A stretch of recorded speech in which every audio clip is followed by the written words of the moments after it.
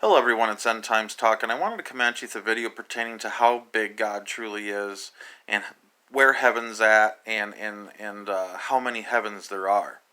It says in Isaiah chapter 55 verse 10, "For as the rain cometh down and the snow from heaven, and returneth not thither, but watereth the earth, and maketh it bring forth and bud, that it may give seed to the sower and bread to the eater." Alright? That's literally stating that rain and snow fall from the first heaven. This is how we know it's the first heaven. In Deuteronomy chapter 10 verse 14 it says, "Behold the heaven," which is our atmosphere, "and the heaven of heavens," which is the third heaven, outside of the second heaven. That's literally stating there are three heavens. "Behold the heaven, and the heaven of heavens." Alright? "Is the Lord thy God's, the earth also with all that therein is." That's in Deuteronomy chapter 10 verse 14. In 1 Kings chapter 8 verse 27 it says, "But will God indeed dwell on the earth? Behold, the heaven and the heaven of heavens cannot contain thee." So literally twice in the Old Testament itself it is stating that there are more than two heavens. Okay? Alright, here's how we know there are three heavens. In the New Testament, Paul is talking, and he says in 2 Corinthians chapter 12, verse 2, "I knew a man in Christ above 14 years ago, whether in the body I cannot tell, whether out of the body I cannot tell. God knoweth. Such a one caught up to the third heaven." So there's three heavens, people, and the Bible states this. Snow and water fall from the first heaven. The second heaven is the space, that broken bridge between man and God, and that's how Jesus bridged that gap. He put our hand back into God's hand, and he's in the center holding both. Okay?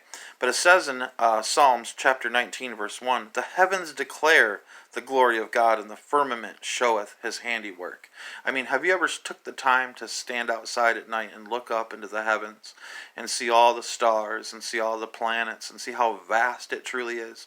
NASA lies to us and says that there's no end to outer space, that it's just this void and it just keeps going and going. That is such a lie. The Bible is literally stating there are three heavens, people. Alright, you might ask yourself, where is heaven? Well, I truly believe that it's to the north. This is my own opinion, but here's a couple of things that I think that prove that.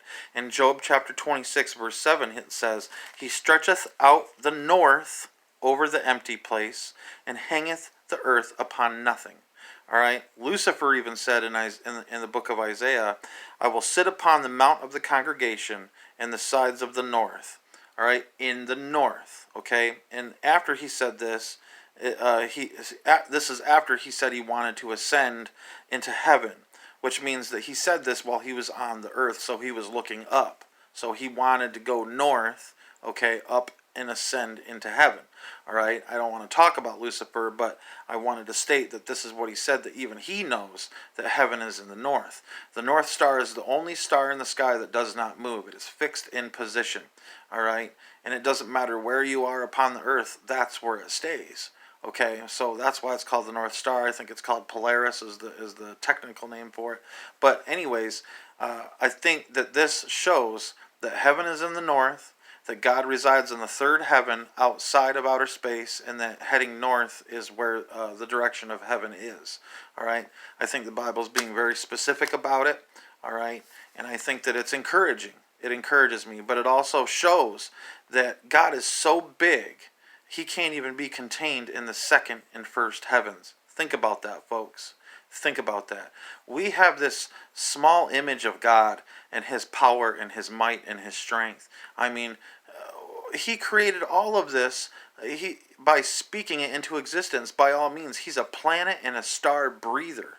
It comes out of his mouth. Think about that, folks. Think about the biggest planet that we know of, the biggest celestial item in the heavens, all right, that he created coming out of his mouth. That is amazing to me, folks. God is so amazing. And I pray that this encourages you today, and I hope that it blesses you. Please don't forget to like, share, and subscribe, and may God bless you, and may God keep you. Thanks for watching.